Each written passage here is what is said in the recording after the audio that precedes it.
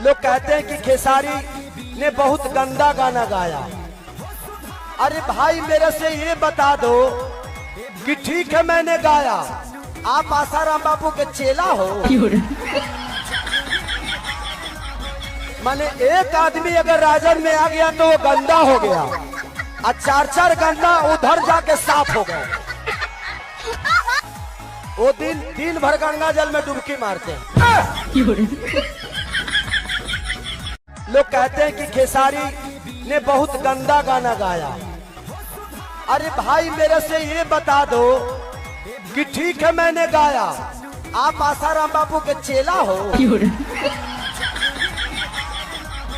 माने एक आदमी अगर राजन में आ गया तो वो गंदा हो गया और चार चार गंदा उधर जाके साफ हो गए। वो दिन भर गंगा जल में डुबकी मारते हैं।